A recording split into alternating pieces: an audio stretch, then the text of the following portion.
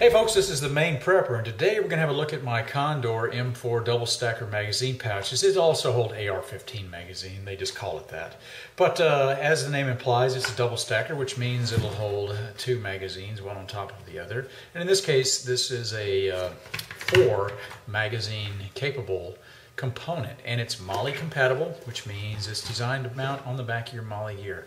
All of the Condor gear have essentially the same MOLLE type straps on the back, and that is, it's a piece of reinforced 1-inch wide nylon, and it's very well stitched, and in the middle of it there appears to be some sort of a heavy duty plastic type of backer which will allow you to feed these through, because if it didn't have this stiffness to it, it would be real booger to weave this in. And those of you that have done any work trying to put gear onto your MOLLE understand what I'm talking about.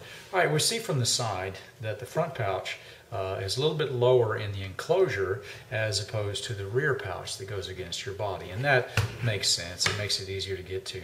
The magazines are held in place two ways. One of them, of course, is this rubberized type strap here, and this is just a single piece that's run through and tied over, and it is fed through a doubled over piece of 1-inch wide nylon tabbing, very well stitched. This is not going to come apart anytime soon, and so far as I see it, very easy to remove. All you have to do is move this tab to the side and grab your magazine. It's held together in another way, so if you want to leave these off or undone, you can simply pull them out, and they're pretty snug. Now this mag pull, if you'll notice, it's a little bit tighter when you do this because the mag pull has these indentations, which make it easier for your hand to grasp also. Here in the back is the old school type of 30-round magazine, and it's very slick. It comes in and out a lot easier, but that's not really an issue. On that note, I wanted to talk real quickly. Sometimes I see people buying 100-round drums, 250-round drums for some of the smaller stuff.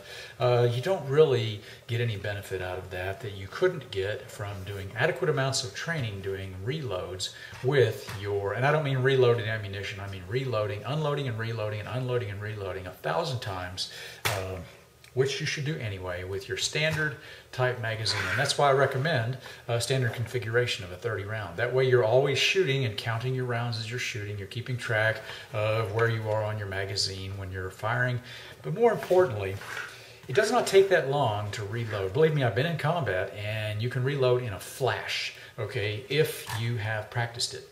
If you practice it enough, like 1,000 repetitions, it becomes a muscle memory, and you will do it before you can even think about it. So the value of the 100-round drum on there is really negligible now. You may be thinking, well, it takes me a while to reload, and that's because you haven't practiced enough, quite frankly. I used to have the same fears and concern. I wanted bigger and bigger and bigger capacity, everything. And then I started to realize that I was throwing off the dynamics of the platform that I was shooting. I had an AK that came with a, I think, 70 or 100 round drum, and it was just useless. In Iraq, one of our Peshmerga had one of those mounted to his AK-47, just like the one I had at home. I will have to tell you, it made the weapon awkward to fire, and I don't think he really liked it much either, but I think he just got it sort of pushed upon him because he didn't have a lot of extra 30-round magazines for his AK. All right, on the front, there are 2 rows of PALs, and the way I'm going to handle this and put it on my gear is I'm going to mount this gadget pouch either to one or perhaps across the middle, and I'll mount it so that I can still get my magazines out. It's not a problem to get to them. You don't want, however, gear above your magazines up against your body because it tends to snag on them. You'd avoid that if you at all possibly can.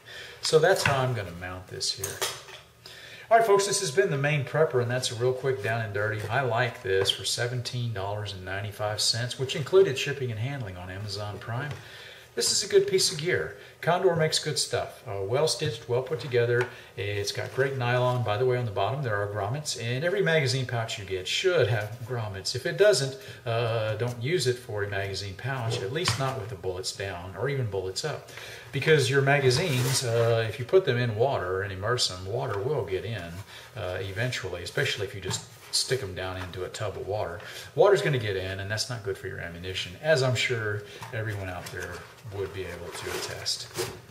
All right, folks, this has been the Maineprepper. I like this piece of gear. It's going to go on my chest rig. So there's the video for the chest rig if it hasn't already showed up. There's no red bar. That means there isn't a chest rig video just yet. So give me a moment. I'm working on it. Thank you, folks. This has been the Maine.